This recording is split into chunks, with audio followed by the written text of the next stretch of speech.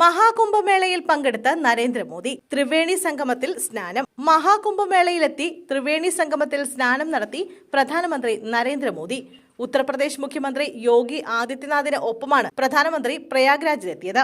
Ganga നദിയിലൂടെ Modi boat സവാരി ചെയ്തു. പിന്നീട് മന്ത്രങ്ങൾ ഉരുവിട്ട് ത്രിവേണി സംഗമത്തിൽ സ്നാനം ചെയ്തു. ഡൽഹിയിൽ നിയമസഭാ തെരഞ്ഞെടുപ്പ് പുരോഗമിക്കവെയാണ് മോദിയുടെ കുംഭമേള സന്ദർശനം എന്നതും ശ്രദ്ധേയമാണ്. ലക്നൌ വിമാനത്താവളത്തിലെത്തിയ പ്രധാനമന്ത്രിയെ മുഖ്യമന്ത്രി യോഗി ആദിത്യനാഥും മറ്റു ഉദ്യോഗസ്ഥരും ചേർന്ന് സ്വീകരിച്ചു. മോദിയുടെ സന്ദർശനം കണക്കിലെടുത്ത് വലിയ സുരക്ഷയാണ് പ്രയാഗ്രാജിൽ ഏർപ്പെടുത്തിയിട്ടുള്ളത്. തിരക്ക് നിയന്ത്രിക്കുന്നതിനായി കൂടുതൽ മുതിർന്ന ഉദ്യോഗസ്ഥരെ വിവിധയിടങ്ങളിലായി വിന്യസിച്ചിട്ടുണ്ട്.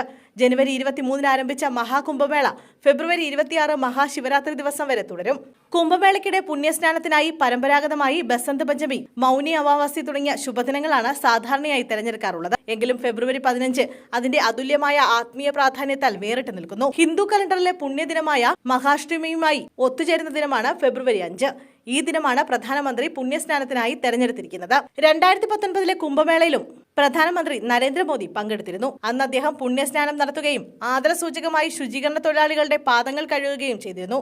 മോദിയെ കൂടാതെ കേന്ദ്ര ആഭ്യന്തരമന്ത്രി അമിത്ഷായും പ്രതിരോധ മന്ത്രി രാജ്നാഥ് സിംഗും കുംഭമേളയിലെത്തി സ്നാനം ചെയ്തിരുന്നു. മലയാള സിനിമാ നടി സംയുക്ത, സ്റ്റീവ് ജോബ്സിന്റെ ഭാര്യ Laurene Powell Jobs, Coldplay ഗായിക ക്രിസ് മാർട്ടിൻ, ഹോളിവുഡ് നടൻ ഡെക്കാട്ട ജോൺസൺ തുടങ്ങിയ നിരവധി ആളുകൾ കുംഭമേളയിലെത്തിയിരുന്നു.